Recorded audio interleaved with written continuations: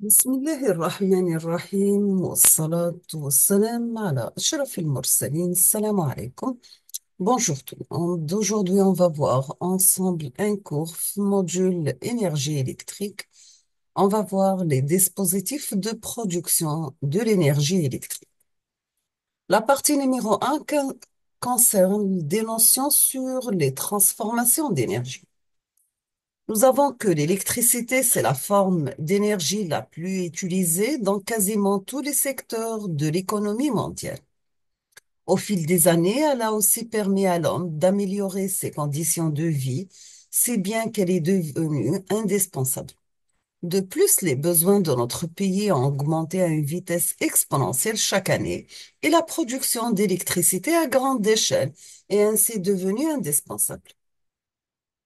Cela explique d'ailleurs la construction de plusieurs centrales de production électrique dans notre pays. Ces centrales exploitent plusieurs sources d'énergie pour générer de l'électricité. À cause des besoins du développement industriel et la croissance de la population mondiale, la consommation de l'énergie a augmenté rapidement pendant ces dernières décennies. Aujourd'hui, une très grande partie utilisée dans le monde basée sur les combustibles fossiles ou bien les non renouvelables. On trouve à titre d'exemple le pétrole, le gaz naturel et le charbon.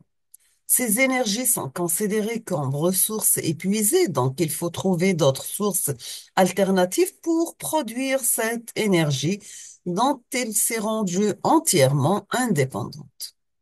En plus de leur caractère épuisable, les ressources fossiles posent plusieurs inconvénients. On trouve le réchauffement climatique avec des émissions de gaz à effet de serre, pollution radioactive, émanatation de CO2, etc.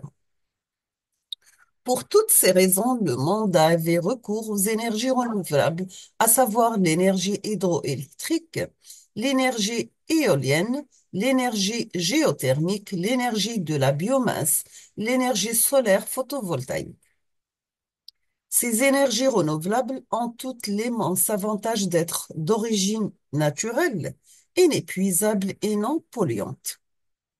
Pour devenir de l'électricité, l'énergie doit subir une série de transformations avant d'être transportée et distribuée dans les réseaux.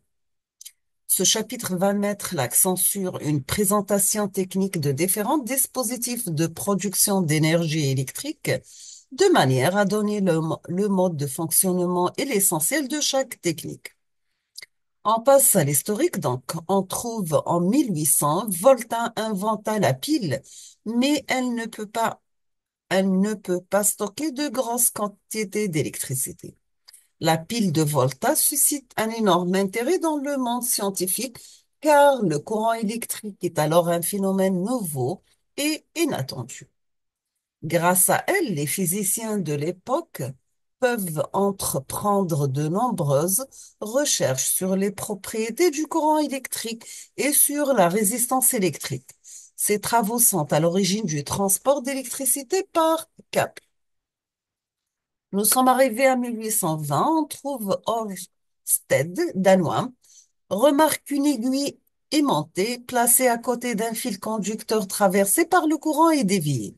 D'une importance capitale, l'expérience d'Ørsted établit pour la première fois un lien entre électricité et magnétisme.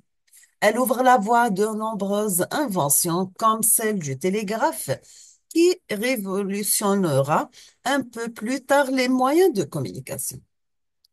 En 1830, on trouve Michel Faraday, c'est un Anglais, montre qu'un courant passe dans une bobine lorsqu'il y introduit un aimant. L'histoire du début des applications de l'électricité est dominée par les découvertes du physicien anglais Michael Faraday en 1880.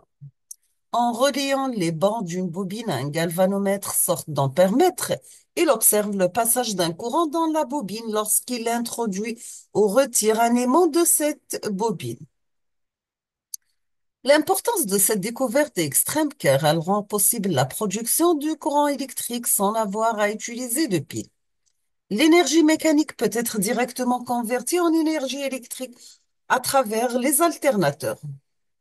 On passe maintenant de la conversion d'énergie mécanique en énergie électrique, le fonctionnement d'un alternateur.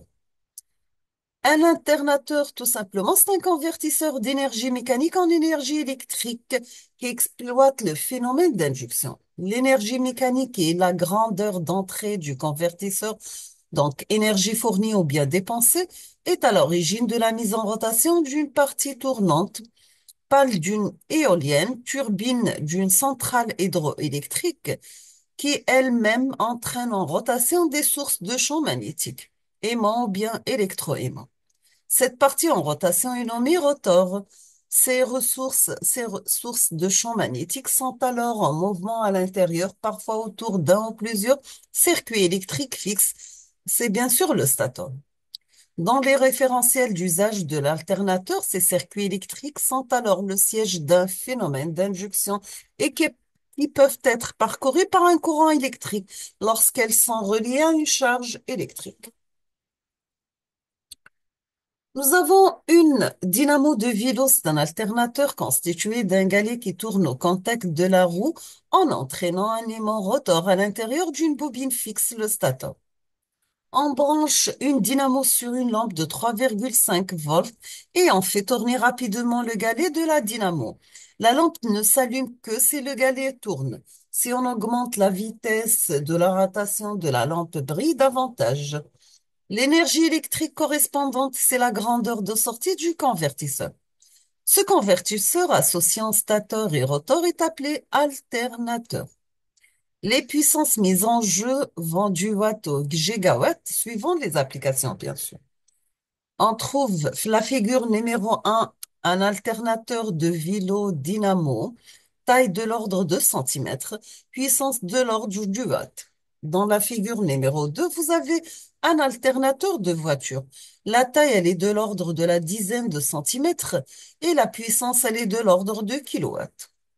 La figure numéro 3, on trouve un alternateur de centrale nucléaire lors d'une opération de maintenance à Paluel.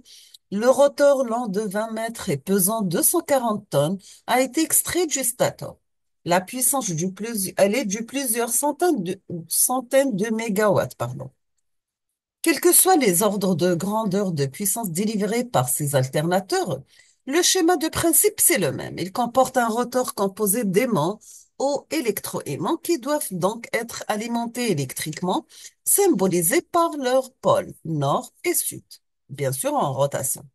Liés à l'axe de rotation du système avec un stateur composé d'un ou plusieurs circuits électriques dans lesquels se produisent des phénomènes d'induction et que se comportent dès lors comme des sources d'énergie électrique.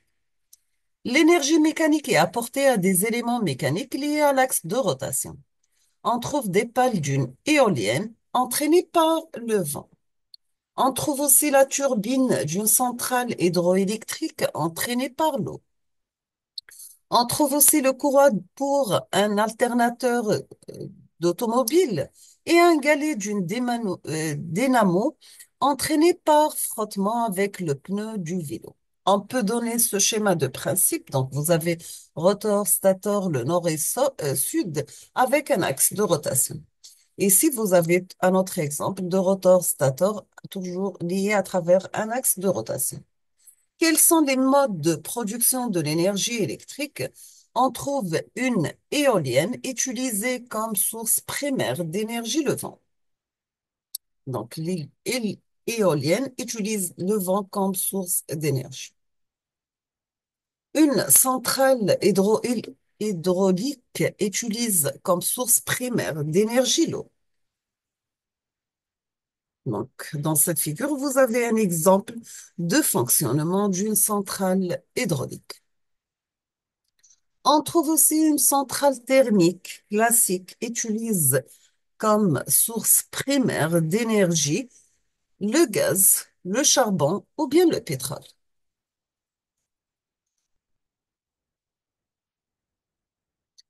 Toutes les centrales sauf l'éolienne possèdent une turbine. Dans une centrale éolienne, la turbine est remplacée par les pales.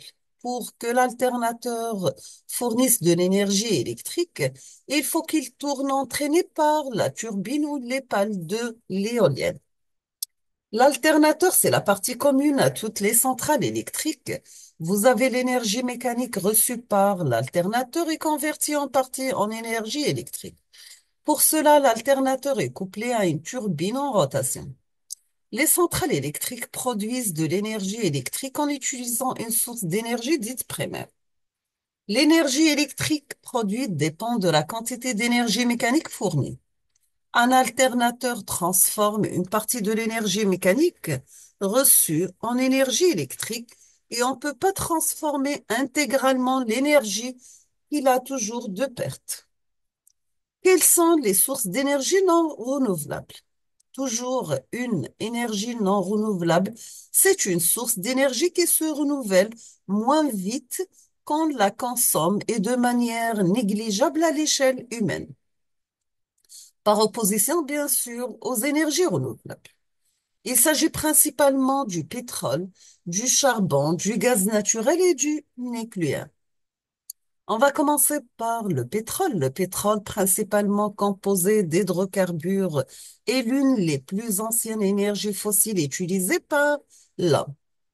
Il fournit l'ensemble des carburants liquides tels que l'essence, le fioul, le gasoil et le kérosène, et entre dans la composition d'une multitude de matériaux communs tels que les plastiques, les cosmétiques, les détergents et encore les lubrifiants. On va passer au charbon. Le charbon, c'est une roche fossile issue de la biomasse majoritairement composée de carbone, mais aussi d'hydrogène, de soufre et d'oxygène. Il est principalement utilisé pour la production d'électricité, mais aussi pour l'alimentation des chaudières industrielles et du chauffage domestique, ainsi qu'en sidérurgie ou encore dans la fabrication de caoutchouc synthétique. Il peut être brûlé, coqué ou bien gazifié. On passe au gaz naturel. Naturellement présent sous forme gazeuse dans les roches poreuses, le gaz naturel, c'est un combustible fossile principalement composé d'hydrocarbures extraits par forage. Le nucléaire, l'énergie nucléaire, c'est l'énergie libérée lors des réactions de fission ou de fusion des atomes d'uranium. On va s'arrêter ici aujourd'hui. On termine la suite dans les prochains jours, Inch'Allah. Je vous remercie infiniment pour votre attention. Je vous souhaite bonne chance, beaucoup de succès et à la prochaine vidéo, Inch'Allah.